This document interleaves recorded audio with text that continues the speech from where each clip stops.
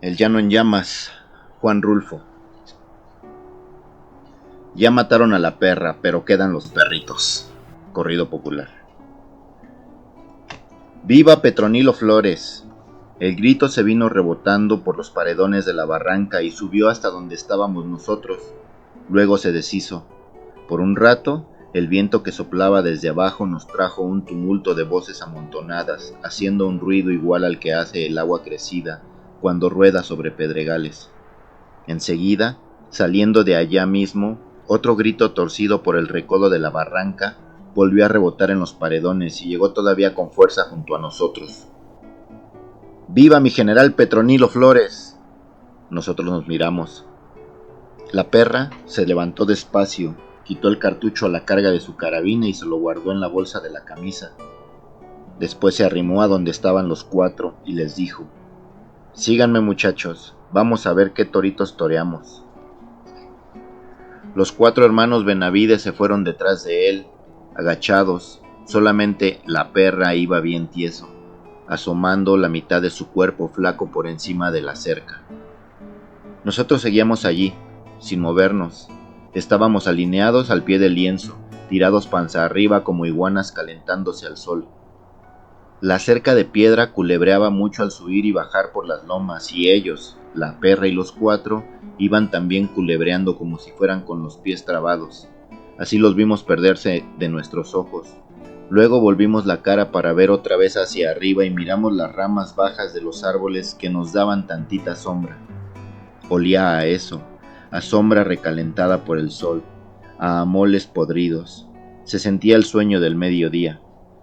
La boruca que venía de allá abajo se salía a cada rato de la barranca y nos sacudía el cuerpo para que no nos durmiéramos. Y aunque queríamos oír, parando bien la oreja, solo nos llegaba la boruca, un remolino de murmullos, como si se estuviera oyendo de muy lejos el rumor que hacen las carretas al pasar por un callejón pedregoso. De repente sonó un tiro. Lo repitió la barranca como si estuviera derrumbándose. Eso hizo que las cosas despertaran. Volaron los totochilos, estos pájaros colorados que habíamos estado viendo bajar entre los árboles. Esos pájaros colorados que habíamos estado viendo jugar en los amoles. Enseguida las chicharras, que se habían dormido a ras del mediodía, también despertaron, llenando la tierra de rechinidos. «¿Qué fue?», preguntó Pedro Zamora, todavía medio amodorrado por la siesta. Entonces el chihuila se levantó y, arrastrando su carabina como si fuera un leño, se encaminó detrás de los que se habían ido. «Voy a ver qué fue lo que fue», dijo, perdiéndose también con los otros. El chirriar de las chicharras aumentó de tal modo que nos dejó sordos y no nos dimos cuenta de la hora en que ellos aparecieron por allí. Cuando menos acordamos, allí estaban ya, mero enfrente de nosotros, todos desguarecidos. Parecían ir de paso, ajuereados para otros apuros y no para este de ahorita. Nos dimos vuelta y los miramos por la mira de las troneras. Pasaron los primeros, luego los segundos y otros más, con el cuerpo echado para adelante, jorobados de sueño. Les relumbraba la cara de sudor, como si lo hubieran zambullido en el agua al pasar por el arroyo. Siguieron pasando. Llegó la señal. Se oyó un chiflido largo y comenzó la tracalera allá lejos, por donde se había ido la perra. Luego siguió aquí. Fue fácil. Casi tapaban el agujero de las troneras con su bulto, de modo que aquello era como tirarles a boca de jarro y hacerles pegar tamaño respingo de la vida a la muerte sin que apenas se dieran cuenta. Pero duró muy poquito.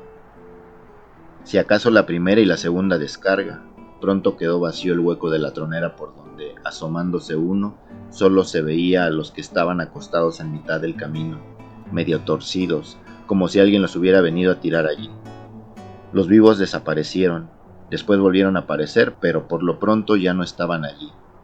Para la siguiente descarga tuvimos que esperar. Alguno de nosotros gritó: «¡Viva Pedro Zamora!». Del otro lado respondieron casi en secreto: «¡Sálvame, patroncito! ¡Sálvame! ¡Santo niño de Atocha! ¡Socórreme!». Pasaron los pájaros, bandadas de tordos cruzaron por encima de nosotros hacia los cerros. La tercera descarga nos llegó por detrás, brotó de ellos haciéndonos brincar hasta el otro lado de la cerca, hasta más allá de los muertos que nosotros habíamos matado. Luego comenzó la corretiza por entre los matorrales. Sentíamos las balas pajueleándonos los talones, como si hubiéramos caído sobre un enjambre de chapulines, y de vez en cuando, y cada vez más seguido, pegando mero en medio de alguno de nosotros, que se quebraban con un crujido de huesos. Corrimos, llegamos al borde de la barranca y nos dejamos descolgar por allí como si nos despeñáramos. Ellos seguían disparando, siguieron disparando todavía después que habíamos subido hasta el otro lado, a gatas, como tejones espantados por la lumbre. ¡Viva mi general Petronilo Flores, hijos de la tal por cual!, nos gritaron otra vez, y el grito se fue, rebotando como el trueno de una tormenta, barranca abajo. Nos quedamos agazapados detrás de unas piedras grandes y boludas, todavía resollando fuerte por la carrera. Solamente mirábamos a Pedro Zamora preguntándole con los ojos qué era lo que nos había pasado, pero él también nos miraba sin decirnos nada. Era como si se nos hubiera acabado el habla a todos, o como si la lengua se nos hubiera hecho bola como la de los pericos, y nos costara trabajo soltarla para que dijera algo. Pedro Zamora nos seguía mirando. Estaba haciendo sus cuentas con los ojos, con aquellos ojos que él tenía, todos enrojecidos, como si los trajera siempre desvelados. Nos contaba de uno en uno, sabía ya cuántos éramos los que estábamos allí, pero parecía no estar seguro todavía, por eso nos repasaba una vez y otra y otra. Faltaban algunos, 11 o 12, sin contar a la perra y el chichigua, y a los que habían arrendado con ellos. El chichigua bien pudiera ser que estuviera ahorqueado allí arriba de alguna mole, acostado sobre su retrocarga, aguantando a que se fueran los federales. Los joseses, los dos hijos de la perra, fueron los primeros en levantar la cabeza, luego el cuerpo. Por fin caminaron de un lado a otro esperando que Pedro Zamora les dijera algo, y dijo: «Otro agarre como este y nos acaban».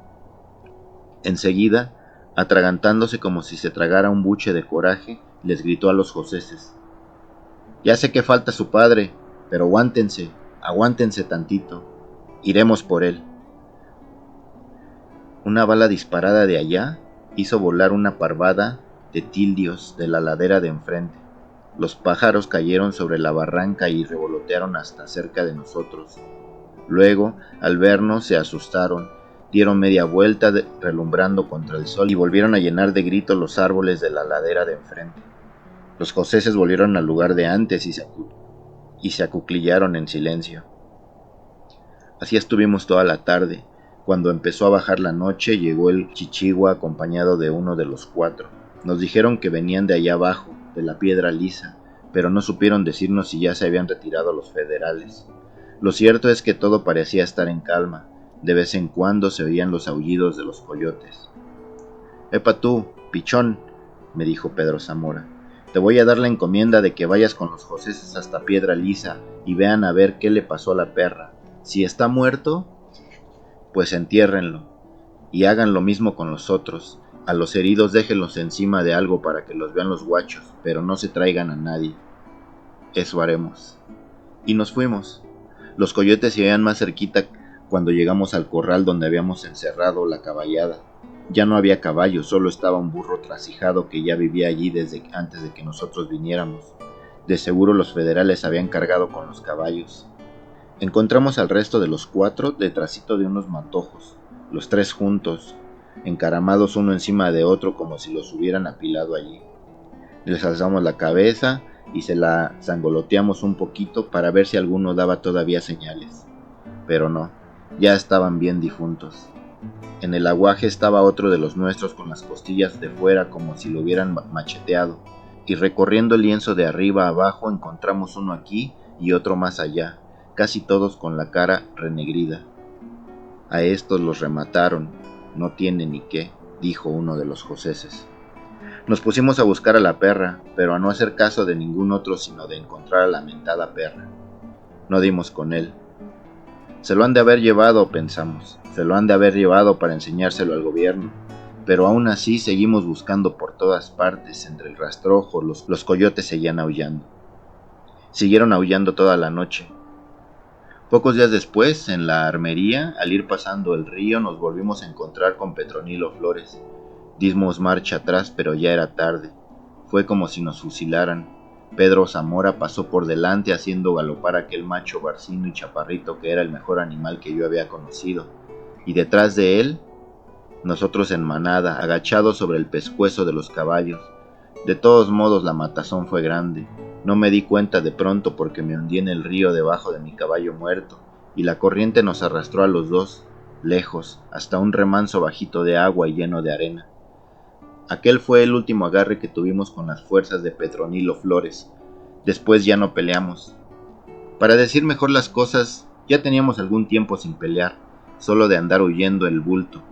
Por eso resolvimos remontarnos los pocos que quedamos, echándonos al cerro para escondernos de la persecución. Y acabamos por ser unos grupitos tan ralos que ya nadie nos tenía miedo. Ya nadie corría gritando: «¡Allí vienen los de Zamora!». Había vuelto la paz al Llano Grande. Pero no por mucho tiempo. Hacía cosa de 8 meses que estábamos escondidos en el escondrijo del cañón del Tocín, allí donde el río Armería se encajona durante muchas horas para dejarse caer sobre la costa. Esperábamos dejar pasar los años para luego volver al mundo, cuando ya nadie se acordara de nosotros. Habíamos comenzado a criar gallinas y de vez en cuando subíamos a la sierra en busca de venados. Éramos 5, casi 4, porque a uno de los joseses se le había gangrenado una pierna por el balazo que le dieron abajito de la nalga, allá, cuando nos balacearon por detrás. Estábamos allí, empezando a sentir que ya no servíamos para nada, y de no saber que nos colgarían a todos, hubiéramos ido a pacificarnos. Pero en eso apareció un tal Armancio Alcalá, que era el que le hacía los recados y las cartas a Pedro Zamora. Fue de mañanita, mientras nos ocupábamos de destazar una vaca, cuando oímos el pitido del cuerno. Venía de muy lejos, por el rumbo del llano. Pasado un rato volvió a oírse. Era como el bramido de un toro, primero agudo, luego ronco, luego otra vez agudo. El eco lo alargaba más y lo traía aquí cerca, hasta que el ronroneo del río lo apagaba. Y ya estaba para salir el sol cuando el tal Alcalá se dejó ver asomándose por entre los sabinos. Traía terciadas 2 carrilleras con cartuchos del 44, y en las ancas de su caballo venía atravesado un montón de rifles como si fuera una maleta. Se apeó del macho, nos repartió las carabinas y volvió a hacer la maleta con las que le sobraban. «Si no tiene nada urgente que hacer de hoy a mañana, pónganse listos para salir a San Buenaventura. Allí nos está guardando Pedro Zamora. En mientras, yo voy un poquito más abajo a buscar a los zanates. Luego volveré». Al día siguiente volvió, ya de atardecida, y sí, con él venían los zanates. Se les veía la cara prieta entre el parpadear de la tarde. También venían otros 3 que no conocíamos. «En el camino conseguiremos caballos», nos dijo, y los seguimos. Desde mucho antes de llegar a San Buenaventura nos dimos cuenta de que los ranchos estaban ardiendo. De las trojes de la hacienda se alzaba más allá la llamarada, como si estuviera quemándose un charco de aguarrás. Las chispas volaban y se hacían rosca en la oscuridad del cielo formando grandes nubes alumbradas. Seguimos caminando de frente, encandilados por la luminaria de San Buenaventura, como si algo nos dijera que nuestro trabajo era estar allí, para acabar con lo que quedara.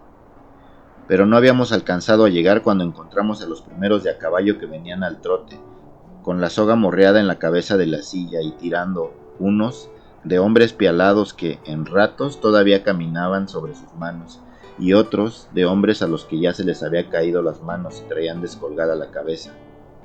Los miramos pasar. Más atrás venía Pedro Zamora y mucha gente a caballo, mucha más gente que nunca. Nos dio gusto. Daba gusto mirar aquella larga fila de hombres cruzando el Llano Grande otra vez, como en los tiempos buenos, como al principio, cuando nos habíamos levantado de la tierra como guisapoles maduros aventados por el viento, para llenar de terror todos los alrededores del llano. Hubo un tiempo que así fue, y ahora parecía volver. De allí nos encaminamos hacia San Pedro, le prendimos fuego y luego la emprendimos rumbo al Petacal. Era la época en que el maíz ya estaba por piscarse y las milpas se veían secas y dobladas por los ventarrones que soplaban por ese tiempo sobre el llano. Así que se veía muy bonito ver caminar el fuego de los potreros, ver hecho una pura brasa casi todo el llano en la quemazón aquella, con el humo ondulando por arriba, aquel humo oloroso a carrizo y a miel, porque la lumbre había llegado también a los cañaverales. y de entre el humo íbamos saliendo nosotros, como espantajos, con la cara tiznada, arreando ganado de aquí y de allá para juntarlo en algún lugar y quitarle el pellejo. Ese era ahora nuestro negocio, los cueros de ganado. Porque, como nos dijo Pedro Zamora, esta revolución la vamos a hacer con el dinero de los ricos. Ellos pagarán las armas y los gastos que cueste esta revolución que estamos haciendo. Y aunque no tenemos por ahorita ninguna bandera por qué pelear, debemos apurarnos a amontonar dinero para que cuando vengan las tropas del gobierno vean que somos poderosos. Eso nos dijo. Y cuando al fin volvieron las tropas, se soltaron matándonos otra vez como antes, aunque no con la misma facilidad. Ahora se veía a leguas que nos tenían miedo. Pero nosotros también les teníamos miedo. Era de verse cómo se nos atoraban los huevos en el pescuezo con solo oír el ruido que hacían sus guarniciones o las pezuñas de sus caballos al golpear las piedras de algún camino, donde estábamos esperando para tenderles una emboscada. Al verlos pasar, casi sentíamos que nos miraban de reojo como diciendo: ya los venteamos, nomás nos estamos haciendo disimulados. Y así parecía ser, porque de buenas a primeras se echaban sobre el suelo, afortunados detrás de sus caballos, y nos resistían allí, hasta que otros nos iban cercando poquito a poco, agarrándonos como a gallinas acorraladas. Desde entonces supimos que a ese paso no íbamos a durar mucho, aunque éramos muchos. Y es que ya no se trataba de aquella gente del general Urbano, que nos habían echado al principio, y que se asustaban a puros gritos y sombrerazos, aquellos hombres sacados a la fuerza de sus ranchos para que nos combatieran, y que solo cuando nos veían poquitos se iban sobre nosotros. Esos ya se habían acabado.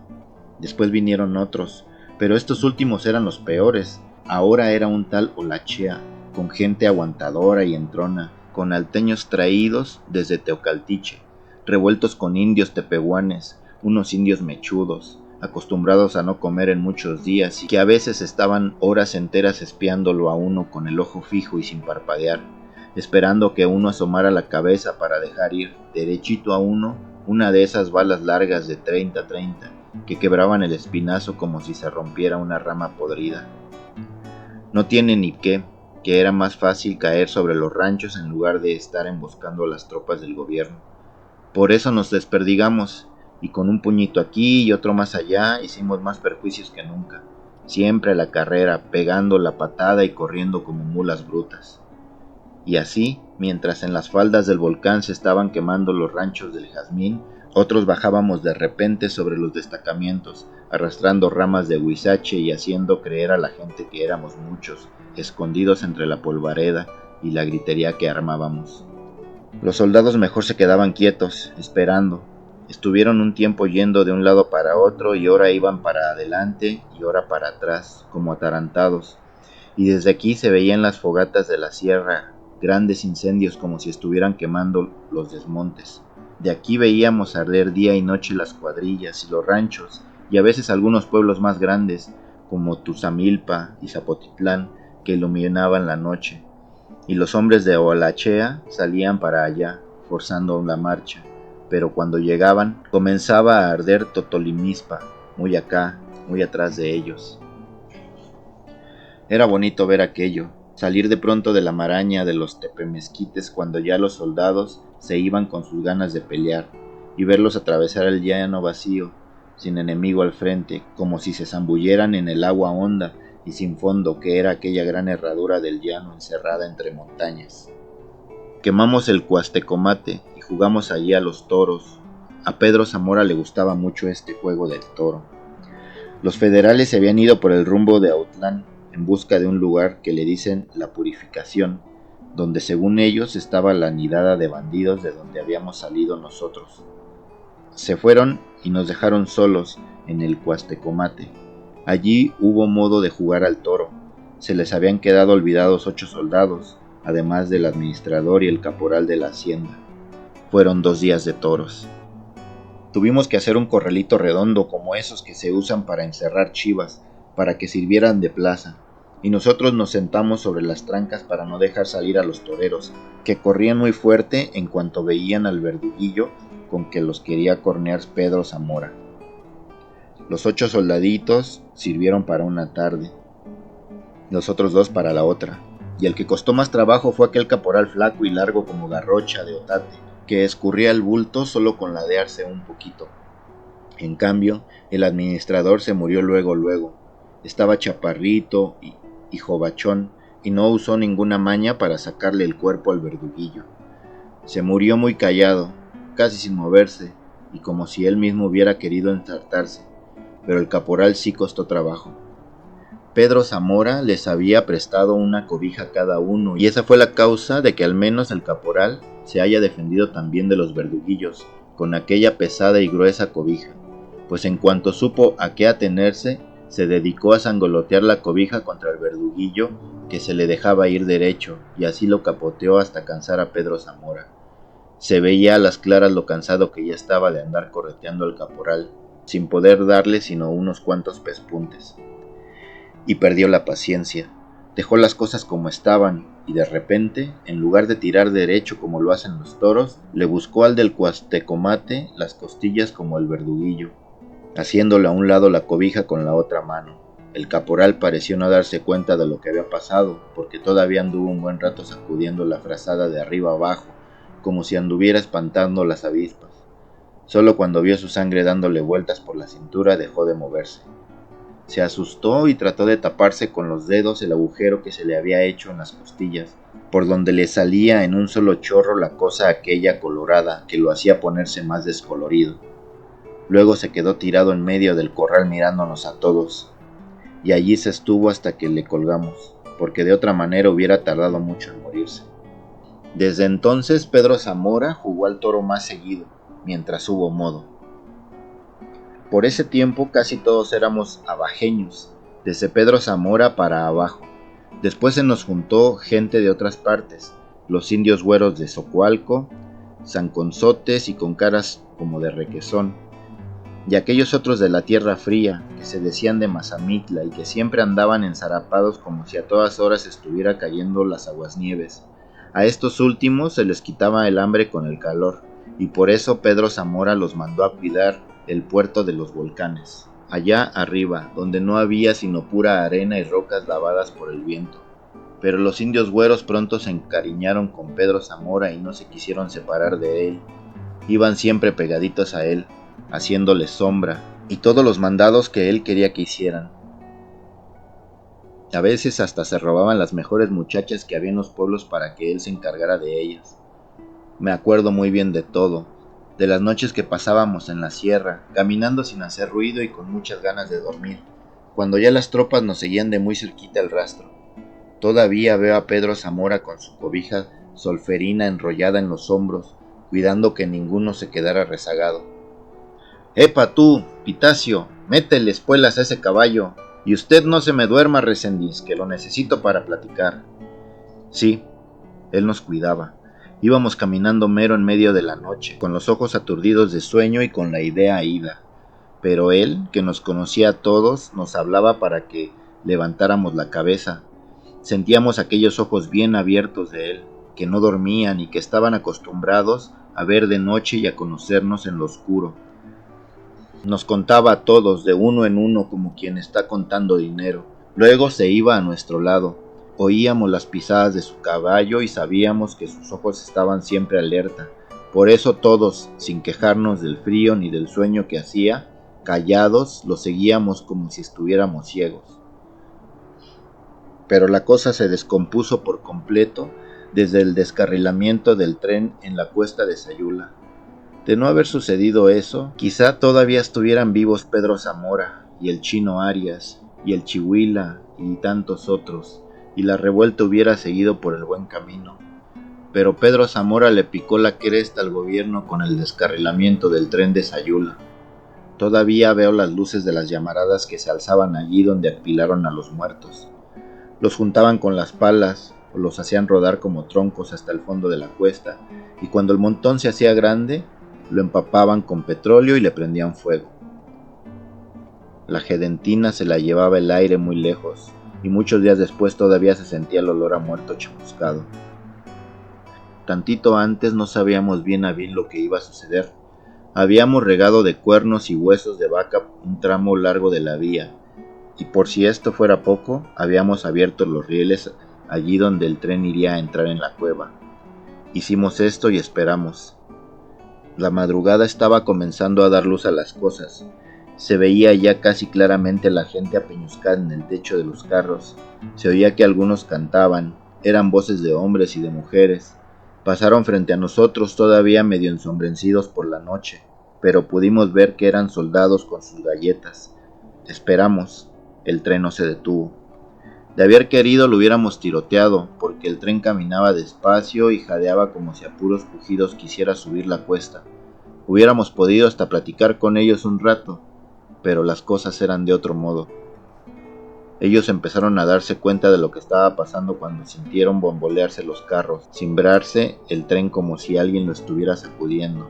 Luego la máquina se vino para atrás, arrastrada y fuera de la vía por los carros pesados y llenos de gente. Daba unos silbatazos roncos y tristes y muy largos, pero nadie la ayudaba. Seguía hacia atrás, arrastrada por aquel tren al que no se le veía fin, hasta que le faltó tierra y yéndose de lado cayó al fondo de la barranca. Entonces los carros la siguieron, uno tras otro, a toda prisa, tumbándose cada uno en su lugar allá abajo. Después se quedó en silencio como si todos, hasta nosotros, nos hubiéramos muerto. Así pasó aquello. Cuando los vivos comenzaron a salir de entre las astillas de los carros, nosotros nos retiramos de allí, acalambrados de miedo. Estuvimos escondidos varios días, pero los federales nos fueron a sacar de nuestro escondite. Ya no nos dieron paz, ni siquiera para mascar un pedazo de cecina en paz. Hicieron que se nos acabaran las horas de dormir y de comer, y que los días y las noches fueran iguales para nosotros. Quisimos llegar al cañón del Tocín, pero el gobierno llegó primero que nosotros. Faldeamos el volcán, subimos a los montes más altos y allí, en ese lugar que le dicen el camino de Dios, encontramos otra vez al gobierno tirando a matar. Sentíamos cómo bajaban las balas sobre nosotros, en rachas apretadas, calentando el aire que nos rodeaba, y hasta las piedras detrás de las que nos escondíamos se hacían trizas una tras otra como si fueran terrones. Después supimos que eran ametralladoras aquellas carabinas con las que disparaban ahora sobre nosotros y que dejaban hecho una coladera al cuerpo de uno, pero entonces creímos que eran muchos soldados, por miles, y todo lo que queríamos era correr de ellos. Corrimos los que pudimos. En el camino de Dios se quedó el Chihuila, atejonado detrás de un madroño, con la cobija envuelta en el pescuezo como si se estuviera defendiendo del frío. Se nos quedó mirando cuando nos íbamos cada quien por su lado para repartirnos la muerte. Y él parecía estar riéndose de nosotros con sus dientes pelones, colorados de sangre. Aquella desparramada que nos dimos fue buena para muchos, pero a otros les fue mal. Era raro que no viéramos colgados de los pies algunos de los nuestros en cualquier palo de algún camino. Allí duraban hasta que se hacían viejos y se ariscaban como pellejos sin curtir. Los sopilotes se los comían por dentro, sacándole las tripas, hasta dejar la pura cáscara, y como los colgaban alto, allá se quedaban campaneándose al soplo del aire muchos días, a veces meses, a veces ya nada más las puras tirlangas de los pantalones bulléndose con el viento, como si alguien las hubiera puesto a secar allí. Y uno sentía que la cosa ahora sí iba de veras al ver aquello. Algunos ganamos para el Cerro Grande, y arrastrándonos como víboras pasábamos el tiempo mirando hacia el llano, hacia aquella tierra de allá abajo donde habíamos nacido y vivido, y donde ahora nos estaban aguardando para matarnos. A veces hasta nos asustaba la sombra de las nubes. Hubiéramos ido de buena gana a decirle a alguien que ya no éramos gente de pleito, que nos dejaran estar en paz, pero de tanto daño que hicimos por un lado y otro, la gente se había vuelto matrera, y lo único que habíamos logrado era agenciarnos enemigos. Hasta los indios de acá arriba ya no nos querían. Dijeron que les habíamos matado a sus animalitos. Y ahora cargan armas que les dio el gobierno y nos han mandado decir que nos matarán en cuanto nos vean. No queremos verlos, pero si los vemos los matamos, nos mandaron decir. De este modo se nos fue acabando la tierra. Casi no nos quedaba ya ni el pedazo que pudiéramos necesitar para que nos enterraran. Por eso decidimos separarnos los últimos, cada quien arreando para distinto rumbo. Con Pedro Zamora anduve cosa de 5 años, días buenos, días malos, se ajustaron 5 años. Después ya no lo volví a ver, dicen que se fue a México detrás de una mujer y que por allá lo mataron. Algunos estuvimos esperando a que regresara, que cualquier día apareciera de nuevo para volvernos a levantar en armas, pero nos cansamos de esperar. Es todavía la hora en que no ha vuelto. Lo mataron por allá.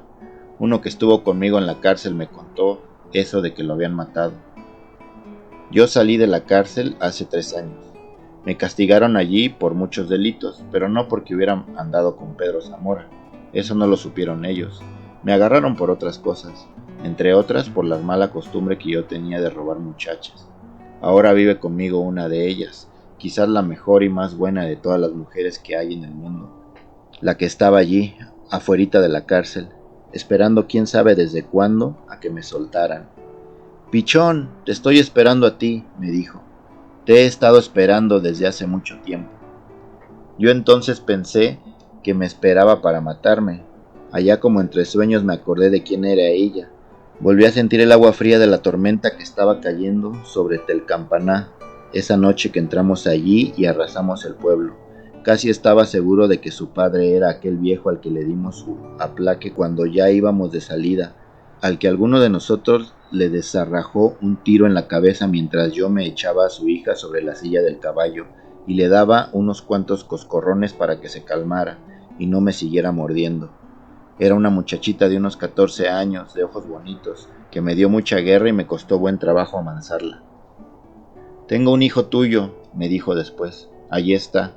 Y apuntó con el dedo a un muchacho largo con los ojos azorados. Quítate el sombrero para que te vea tu padre. Y el muchacho se quitó el sombrero. Era igualito a mí y con algo de maldad en la mirada. Algo de eso tenía que haber sacado de su padre. También a él le dicen el pichón, volvió a decir la mujer, aquella que ahora es mi mujer.